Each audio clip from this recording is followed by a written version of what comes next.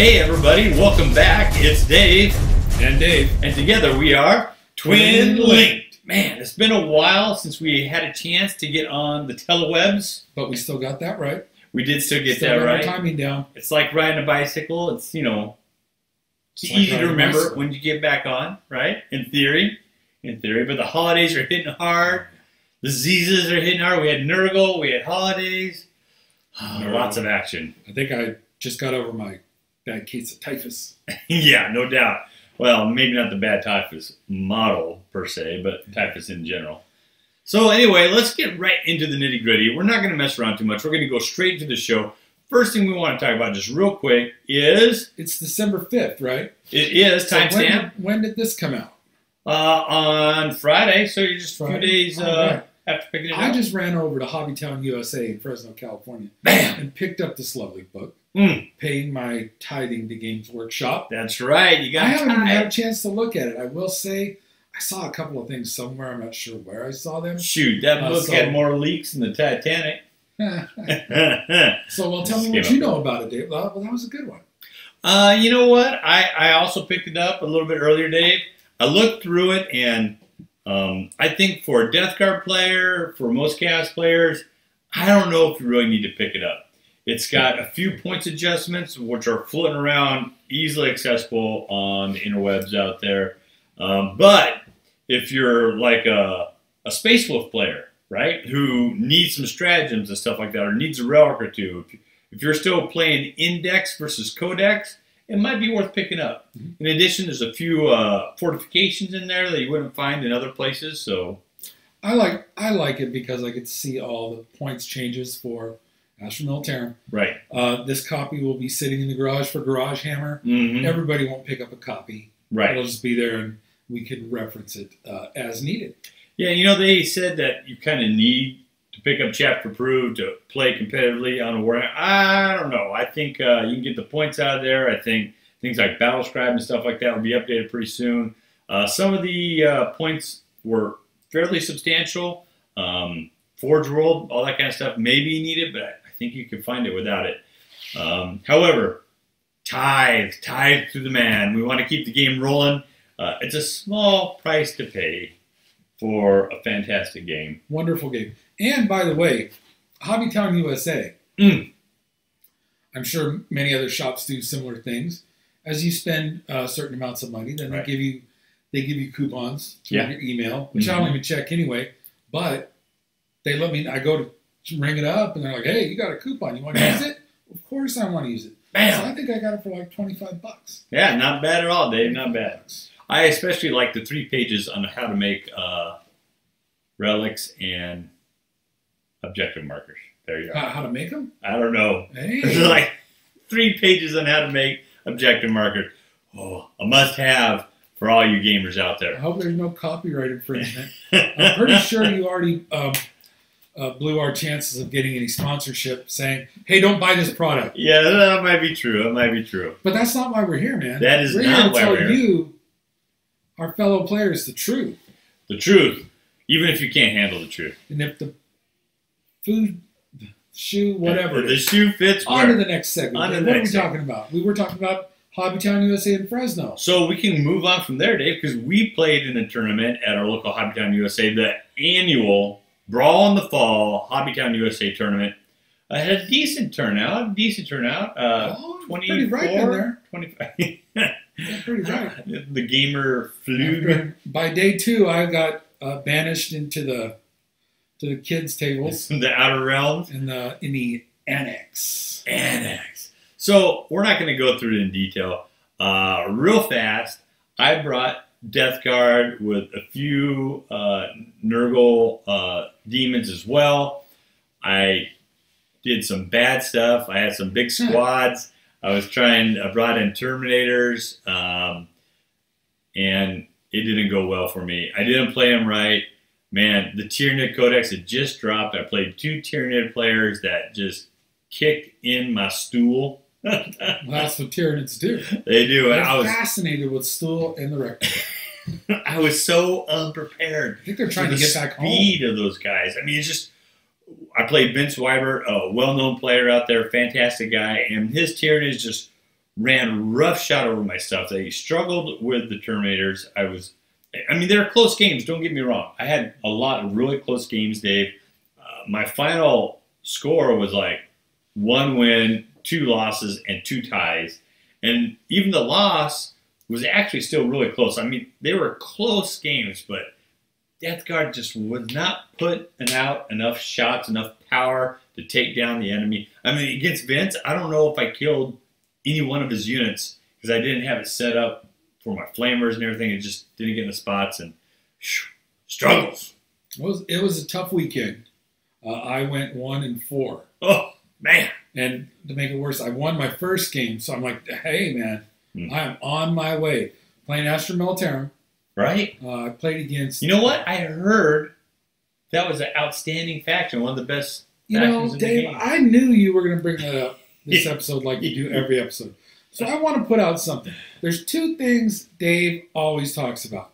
One is how great Astra Militarum is. And those, how much he doesn't like Forge World. That's true. So I want to make a little connection here, Dave. All right. I think some of our Astra Militarum players, they might be using a little bit of Forge World stuff, and that might have a little bit to do with their record versus mine, Dave. I play straight up Astra Militarum. I don't have any Forge World models. What's a Forge World model you'd use in IG? Oh, I would use the Earthshaker batteries. Yeah, those were pretty good. Yeah. It's so what it is, and I think it's great. You could get kind of the same things, but they're better priced, a little more efficient, and you can be a little more versatile. Yep. So, and that's what puts it over the edge. Not that I would be winning with that, because as I mentioned, 1-4. Although I was 1-1 against Magnus. Yeah, you did take Magnus down. That's right. But the one that I didn't take Magnus down on was when he had what is that flyer? Oh, the Raptor? Yeah. The Fire Raptor, which is a Forge World model. Did it boost the price? They reduced the price on it. Oh my God! So here they take the Storm Raven was good for a long time, right? And they adjusted it so flyers can't hold things, and then they actually reduced the price on that Fire Raptor, which always puts out a ridiculous amount of firepower. So now we're going to be, instead of seeing those Storm Ravens and Guilliman, we'll probably be seeing Fire Raptors and Guilliman doing the same thing, doing that Guilliman gun line. Are they going to put Guilliman in a Fire Raptor next? I wouldn't be surprised. What's next? Guilliman's going to be riding on Magnus's back. Although he did get a slight point increase in chapter approved. So. Well, so did Manticores and Wyverns. And rightly so. As compared to Guilliman and Fire Raptors? You know what went down in price? Almost everything in the Death Guard Codex. How about them apples? Because we ain't doing enough damage, baby. Autocannons went down in price. That's nice. And Power Fists. For IG? For IG, because that's where you want to be now. Power Fists. A little bit of those Power Fists. It's like... When those Corn Berserkers come charging in. Keep one bullet for yourself? No. Astra Militarum, they keep one Power Fist for themselves. And I'm not going down without a fight, or whatever you call it. All right, so Hobbytown was not our best experience. We both got hammered down at Hobbytown, but as far as winning, we got Warhammer. But it was a great experience. We did have a lot of fun games, good people. That's the best. If you can go to a tournament and just have a good time, win or lose. I mean, I was smiling, I was laughing. I was helping my opponent sometimes with good ideas because I'm like, hey, are you sure you want to do that? And there's no reason to be tricky. Just have a good time. So it's all relative. The tournament prior to this one at Hobbytown, how did you do there? Oh, I won that one. Yeah, that's right. Yeah, I got lucky. So big thanks to Mark Rydell, right? Oh, yeah. Mark for putting it on, for Cody for arranging everything at Hobbytown USA. Great time. Yep, good folks, good folks. Now on to the list. The list. All right, ladies and gentlemen, as you know, we're trying to focus on the top 10 in the Western Regional Conference for ITC, the top 10. So what I did is I printed them out, gave us our updates on their list in the West as well as their worldwide standings. And then we're going to try to take at some of the lists they took for SoCal Open. Now, what's amazing, SoCal Open was what? Not even a month ago? Maybe 3 weeks, something like that. And I'm going through here looking at these things, and so many things have already changed. The meta is evolving so fast that a lot of the things we see in this list that they took at SoCal, we're not going to see them because they're no longer competitive. Evolving. Evolution within additions, not just this 2-3 year stagnant. Is this so? What happens with that? We've got this addition for 2-3 years, and then it goes extinct and dies off. This 8th edition is evolution. I drank a lot of coffee today, so I'm feeling really deep. You know what it is? What? This evolution is a Tyranid. It goes down. It sees what's going on. It finds what the best stuff is. It reaches out, grabs your money, devours it, and produces better things. It's a cash devourer. I have twin cash devourers on my cash stealers. They're not gene stealers. They're cash stealers. They're change stealers. Oh man! Speaking of Tyranids, we also had our little garage hammer. Yeah, we did a last little mini game. Yeah, that was fun. Not worth mentioning. I lost both of those. I lost mine too. I got whooped on by Tyranids, then I got whooped on by Space Wolves. Tyranids are fast. Yeah, Dave and I definitely need to do some list adjusting as we move through 8. Well, let's get to our top 10. Coming in at 10th place, Raymond Ahumada. Ahumada? What do you think, Dave? You want to take a shot at that? Ahumada? Nope. No, he doesn't. Anyway, coming in 10th place is Raymond Ahumada with a total of 522 points. He's in 50th worldwide. So 10th in the Western Conference, 50th worldwide. Things to remember. I think I know that guy. That's Ray A. Ray A. Raymond, Ray A. Aaron? Not A-Rod. No, Aaron? No, you don't. Doesn't get the reference, people. You got it. Aaron. Coming in 9th place.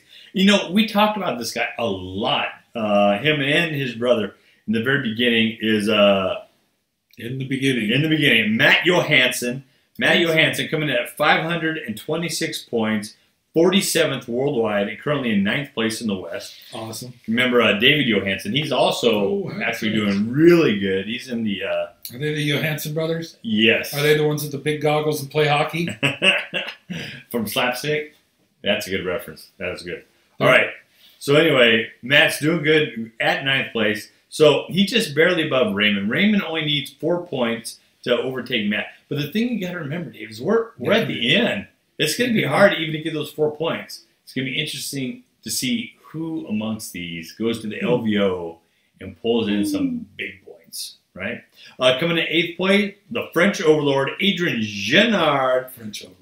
558 points, playing still the Sisters of Battle. Getting it done with an index, not with a codex, Dave. French Sisters. And whenever you say his name, I see the French general from the Patriot.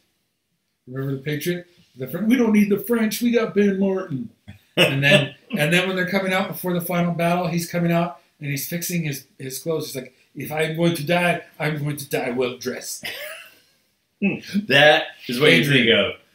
Mel Gibson's Patriot. Every time you say the from name. like 95, somewhere right around there. It's on all the time, and I got to watch it. It is on all the time. It's not quite as good as Braveheart, but it's not bad. Well, I'm an American, Dave, so it gets me right here. Muzzle. All right, coming in 7th place is Aaron Hayden. Aaron Hayden playing Chaos with 558 points. Now, you guys, if you're paying close attention, you might notice he has the exact same score as Adrian Genard. The difference is in the point after. Adrian is at 558.22. Aaron is at 558.84. That is it. Less than 1 point separating those two players. That's 0.6 of a point. That's correct. Between 8th and 7th. Coming in 6th place is Sean Morgan. Sean Morgan, he's playing Yanari Asarani with 569.8 points. So, boom, just a little bit notches, 11 points above 7th place. So, what's he playing? Yanari Eldar. Oh, I thought it was like a sushi roll. It's close. But Yanari, and we're going to talk about that when we get into our list, are dead. Dead, Dave. They're dead to us now. Really? Oh, yeah. What's the last game you played, Dave? They weren't Yanari. I also was playing old-fashioned Eldar. Oh. They sent their kids over to play with you. Which isn't to say Eldar can't win. Eldar are good, but Yanari... Well, clearly they can't. They're probably not going to be represented too well at the LVO. They got nerfed pretty hard. So, challenge to you, Unagi players out there. Unagi. Or, I've been watching Man in the High Castle, so I just can't get that out of my mind. Coming in fifth place is Mitchell Pelham. Mitchell Pelham with the Mugu Legion. Mugu. Currently at 574 points, so only less than 5 points above Sean Morgan. So it's right there, neck and neck. It could go at anybody. It's like neck and redneck. Mitch came in second at the BAO, so that was a big point boost to him. That's a big deal. And I have one of his more recent armies that he put on Best Coast Pairings app. Let's hear it. He's playing IG, right? Oh, and so maybe I can learn something now. Yeah, right, Dave? So first of all, we'll talk about his core, his battalion detachment. Still running the 3 blobs of conscripts with a commissary yard. Now, went up in price. Big changes, right?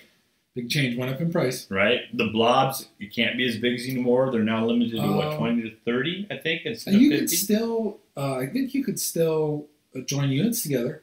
But that's not a good idea because you don't get that automatic, I'm only going to take 1 more wound because I failed.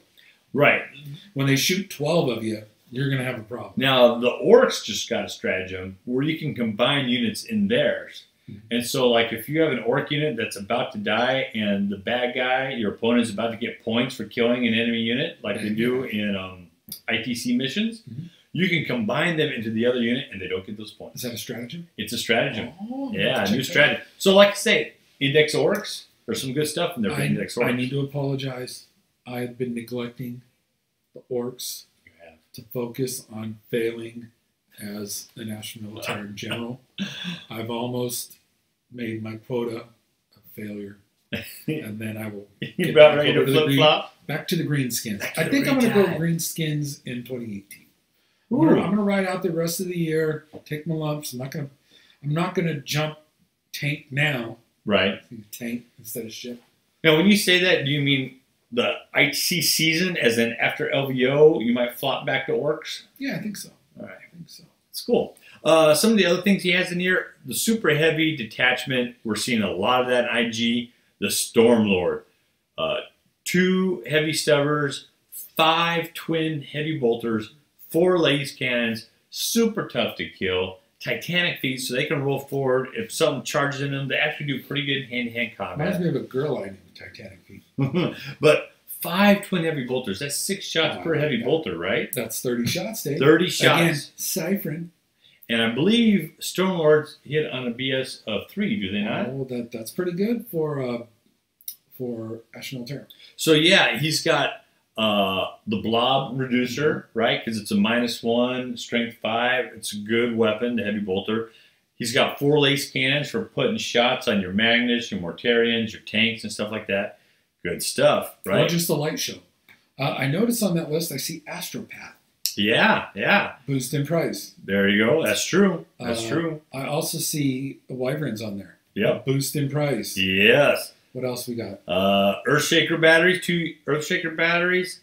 Saint Celestine, who is always a fantastic choice for any Imperial soup list. So this is Mike Pelham? Mitchell Pelham, yeah. Mitchell Pelham. So he's going to have to cut weight and get into a different... It's like he's going into a different weight class.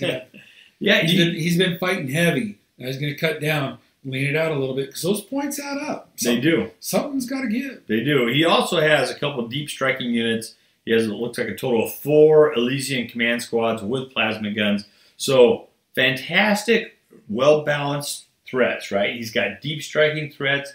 He's got his core of Earthshaker batteries and Wyverns and the Stormlord. He's got conscripts to protect him. Yark to keep him strong, Celestine to run out there, grab the relic, or she's great in hand-to-hand combat. When she dies, if she gets reborn, anywhere on the table, you got Lionbreaker, you got all kinds of stuff there. And for me personally, she's kind of cute.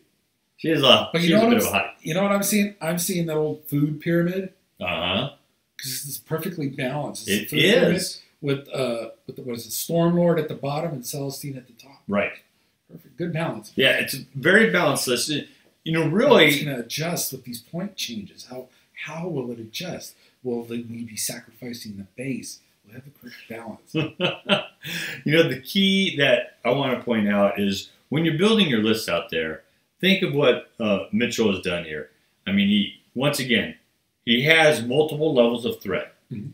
He can engage in various missions. If he needs to go out and grab objective, he has deep strikers. He has Celestine, who's super fast. He has these different things that can go out and grab objectives, and they're still a threat in and of themselves. He has the line to protect his castle, if you will. His artillery pieces. He has good lines to protect those, and he has threats. Right, if necessary, he could drop those plasmas right behind a Magnus or Mortarion or a squad of berserkers coming down range at a high rate of speed. So when you guys are designing your list, think about that multiple levels of threat. Right, multiple levels of threat. One of the things I didn't do when I went to this last Hobbytown tournament, Dave, Was when well, that's true, but I didn't have enough multiple levels of threat. And I'm redesigning my list right now, and I'm trying to get that more balanced approach, adding in some Alpha Legion so I can get up there quick with some strategies. But the Mitchell model. The Mitchell model. The Mitchell model. Alternatively, if you don't want to follow the Mitchell model with that balance, you could, instead of thinking of what Mitchell would do, you could think of what I would do. And what would you do? Don't do it. So Do it. I want stuff. I want to shoot stuff. There's the emulate, and then there's the ignore. And the exterminate. The exterminate. That'd be fun. You get to shoot all kinds of crap and have a good time. So. Woo, I'm kind of like, it's like a redneck 4th of July. all of my Astra Militarum has rebel flags on it. Now see, Star Wars rebel flags. Star Wars rebel flags. Let's look at something different here. Let's go to number 4. Number 4 is currently Adam Gotti. Adam Gotti with 585.97 points. Listed 16th worldwide. Playing mostly Ynnari. So he is going to have some potential big changes, Dave. Well, it'll be interesting to see what he does. You know how the Ynnari soul burst thing worked before? Nope, I don't. Let's hear it. So what it was basically is if you killed a unit or one of your units died in either turn, it could be in my turn or it could be in my opponent's turn, you were able to use what they call a soul burst action. So your army fed off that death energy and was immediately able to take one of the actions in 40k. In other words, they could immediately move, they could immediately shoot, they could immediately charge, out of order, out of turn, boom, someone dies, and they were able to use that power. So not for that unit, for something else. Yeah, it could be. That doesn't make any sense. It's super powerful. Playing right? off of death. That sounds like some kind of demonic stuff. Well, the idea is that they have these soul stones. Anyway, I don't think it was meant to be everybody on the table at all times. So what they've done is they scaled it back so it only works in your turn now. It's far more limited than it used to be, but it was very good for a while. Well, and that sounds incredible because of how destructive and fast 8th edition is. Right? You're anticipating lots of death. And if you want to be crafty, you put some suckers in there that can't take a hit. Gee, come on. Come on. That's kill what it. they're there for. And then right next to them is the booster unit that you want to get into close combat. You kill those guys, and then immediately, out of order, I charge with this other unit. This is fascinating. So you put the kids, put the Ewoks over on the objective. Right. Say, shoot my Ewoks if Have you a party. want, buddy. Because these guys are coming over. I'll jump over there with my spiders. Yeah, they might be behind the wall, out of shooting range. So you think you just cleared off an objective so the other person doesn't get a point. But then nearby, those people use a soul burst and then move their, And I'm disappointed I didn't get to see that in all of its glory. In all of its glory. That's right. Well, we haven't seen Sisters of Battle. We haven't seen that. So things we need to see. So yeah, I assume his list, which is really a pretty small, tight list, a lot of Wraith Guard, some Wraith Blades, 4 Wave Serpents, right? Drone squadrons with all kinds of good stuff going on here. Anyway, Farseer, 2 Warlocks, Yakarn itself. He was definitely playing off of, I'm going to move in, you're going to kill certain things, and it's going to burst, and I'm going to double, triple fire all over the place with those Wave Serpents. And obviously it worked for him. I mean, he's number 4th in the Western Regional Conference, number 16 worldwide, and came in 6th place at SoCal Open, which is just absolutely outstanding at him. But now, let's see what happens. Yeah, man, I don't have a lot of time before the LVO. So Adam, best of luck. I can't wait to see what you come up with. You know what? I'm I'm going to see if I can get a hold of Adam between now and then, see if we can get a statement from him, maybe. That'd be interesting. You tell him to bring his attorney. For a statement. Well, all the stuff that's going on in the news with attorneys and statements and indictments and all that stuff. So A lot of action. just thinking about, I don't want those Inagis to get deported. Coming in third place is friend of the show, Paul McKelvey. Mr. Best Coast Pairings himself. Paul doing great work out there. Now, he has been sliding a little bit on the worldwide stage. He's third place on the Western Conference, 13th worldwide. He was up in the top 10. Oh, that is so bad. I know, huh? So He's bad. getting wrecked out there. Playing with his team, the Left Coast Corsairs. So he started up very high, but he has been struggling a little bit with the Tau Empire. Their codex has not dropped, right? He's still playing the Index Army. They've been having some struggles as more and more codexes come out. They're finding it tougher and tougher to compete. But let's see what some of the stuff that Paul took. Now, Paul used all Outrider detachments at SoCal. It wasn't his best showing. Let's see. Outriders are your fast attacks, right? Yes, exactly. I see 3 units of Crude Hounds. What? Get out of here. Some Pathfinder teams, some Piranhas, a lot of stealth drone squadrons, the Remora stealth drone squadrons. Hounds, piranhas. It sounds like a zoo. 1, 2, 3, 4, 5 commanders with fusion blasters and missiles and all that kind of good stuff, and a Cadre Fireblade, and a transport Devilfish, maybe one of the Pathfinder teams. So he's kind of all over the place. He has some deep strikers. He has some stuff to hold. Literally all over the place. All over the place. But, man, I think he's really starting to struggle out there. Now, you played a game against Tau. I didn't you, did recently? play a gig against Tau, and I think my fellow Asher Militarum generals are going to tell you, we're not a good match for them. Those fusion blasters, it's like, that had to be his favorite game he played that day because Against we're you, lined you up mean. across the board. He Right. just comes on over. Everything's got range to hit me, and he's just tearing up tanks. Yeah, you definitely have to get a good buffer zone. Now, they have snipers for IG, do they not? Yeah, they do. What are they called? Well, they have Ratlings and they have snipers. Right. Ratlings went up in price, by the way, 2 points. So they're a scouting unit, right? Ratlings, they have pick the best spot at the end of everybody's deployment. You get to set them out and be at least 18 inches away. Well, with your 36-inch range, That's true, but I mean, it's true. for those Tau dropping in, things like scouts and rattlings are almost essential to keep those fusion blasters off your army, don't you think? I got some of them off me a little bit because I had scout sentinels, but I only had 2. So you weren't able to cover and he the whole went front. And he went first, so I flexed out a little bit here and here. Right. But then he was just on me. Boosh. Yeah, so, I mean, Tau has damage dealing potential. There's no doubt they still do a ton of damage out there.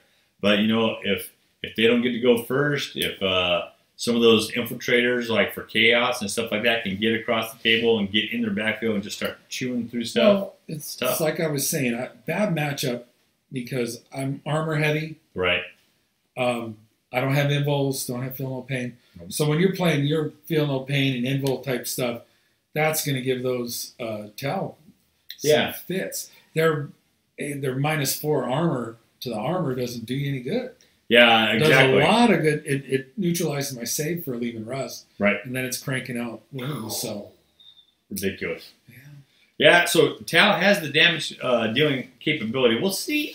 I'm really curious to see as we come into LVO if we see hardly any Tau armies out there other than the dedicated hardcores like Paul McKelvey and stuff like that. It's going to be a struggle if you really want to compete. I don't think we're going to see it too much in our top tables. Well, the problem with the Tau is when you see him, it's probably too late. They're all the over worst. you, man. The worst. All right, That was coming in that second was place. so ominous, man. It was a little scary. I took an acting class at community in college. community college in Well, actually, I didn't even take it. I just went a couple of times because there was a In girl I 88? liked. 86 through 91 is when I was in community college. Oh my goodness gracious! A lot of people go to college for 8 years.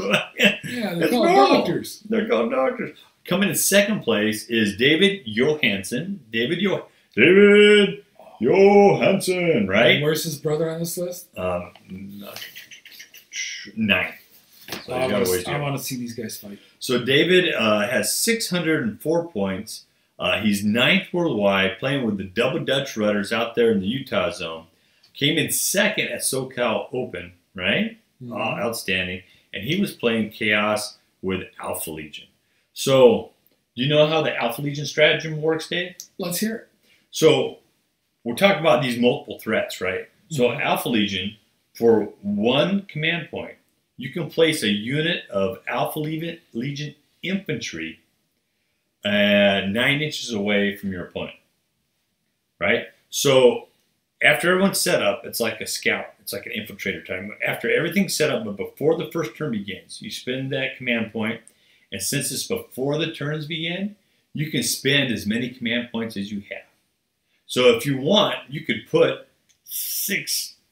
You can't use the same one over and over again. But it's not during the game. It's before the game, and that rule only applies during the game. So you can set up 6 Alpha Legion infantry type squads all the way across the board. This has not been addressed. It has not. It is still That's flying. ridiculous. So what guys will do, like here's some examples, Dave. A 40-man blob of cultists with autoguns. So rapid fire 2 autoguns, right? They infiltrate that whole giant 40-man blob. 9 inches away. 9 inches away. They put a few spells on it, so it's like re-rolling wounds or getting a +1 wound. You put a lord down there, a chaos lord, so they're re-rolling ones to hit. You can put a Abaddon, so they re-roll all wounds to hit if you want to. Do they get an invul? No, but you can give them something like that. And so then, but the big thing is you have this 40-man squad, everybody firing twice, so that's 80 shots, right?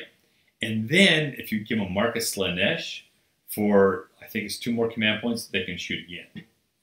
That's why I don't like cults. It's like 160 shots. It's like orcs and Ashen Terror. It's ridiculous. What's the gun profile?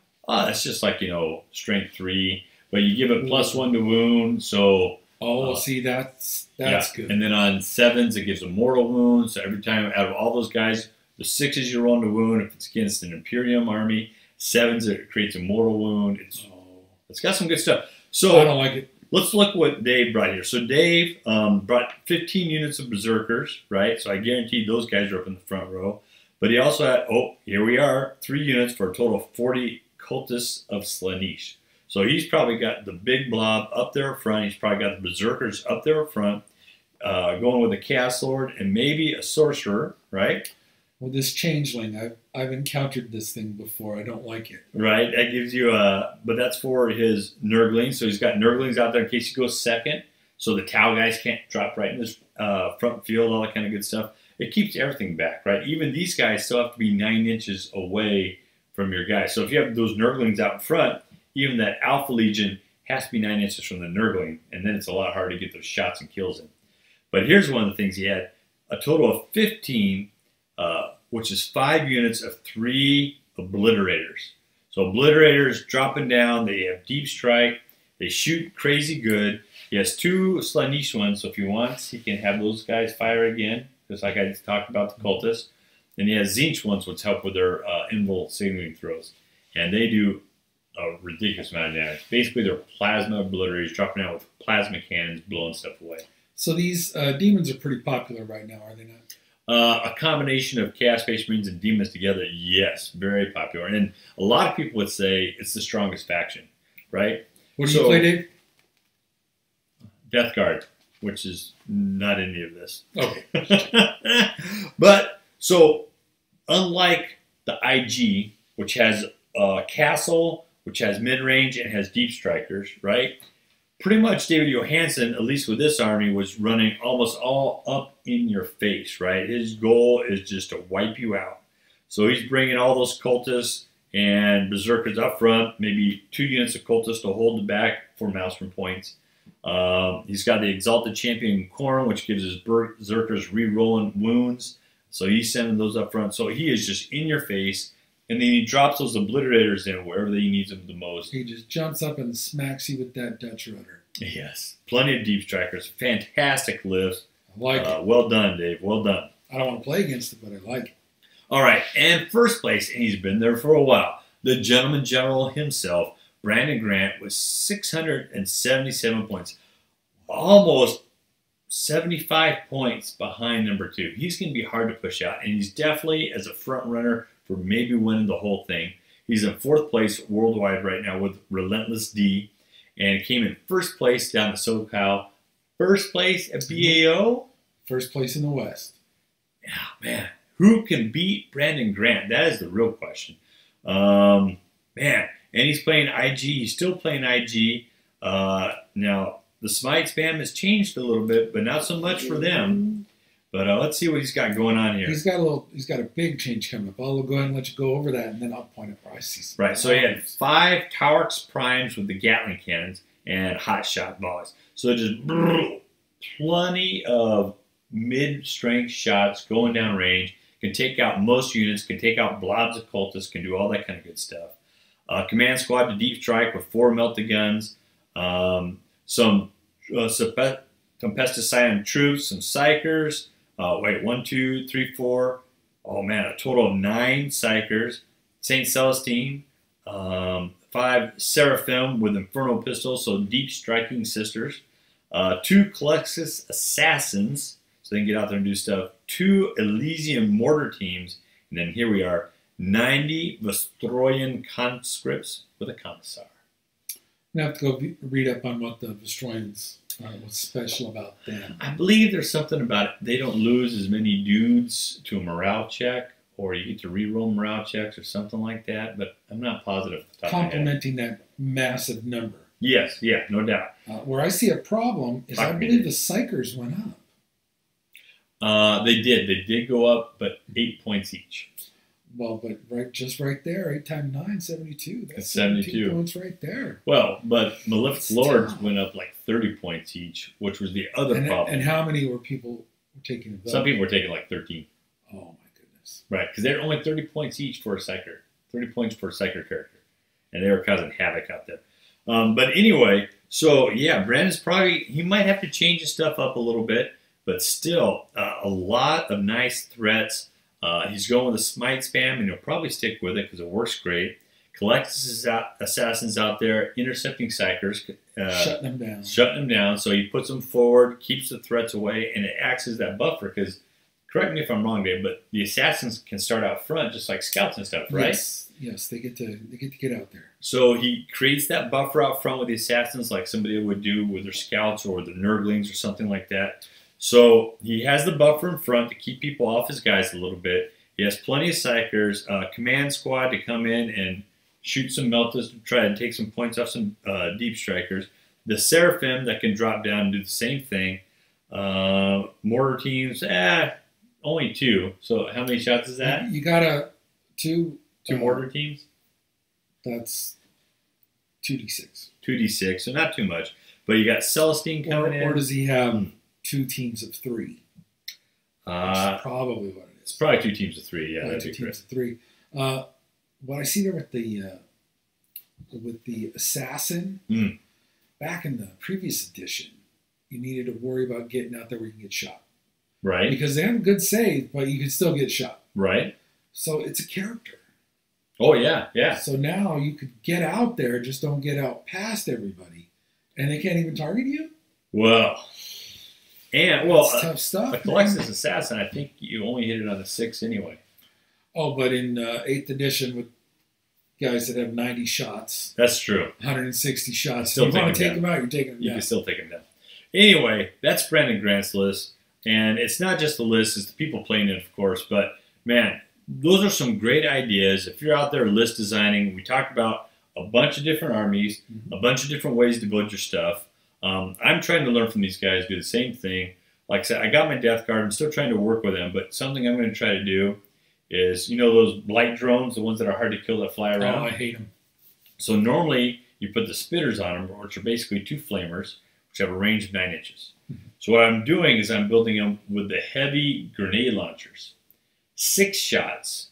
So that's 46 shots coming down range. right? I put a Demon Prince in the middle, so I reroll once because they only hit on 4s. So they reroll ones, but strength 6, damage is D3 per shot, -2 to Pretty AP. nasty. And then the Demon Prince, you give them the Arch Contaminator, so they reroll all wounds. So they should be wounding most of the time. So that's my, and it's a super mobile fire base because everybody in that unit can move 10 inches and not lose any shots. I've been waiting to play you because I want to shoot those things. So I got that. I did get some Berserkers and stuff like that for my Alpha Legion. I saw you throwing a shout out there on the was it shit talking or Competitive 40K? I don't know. What are the others?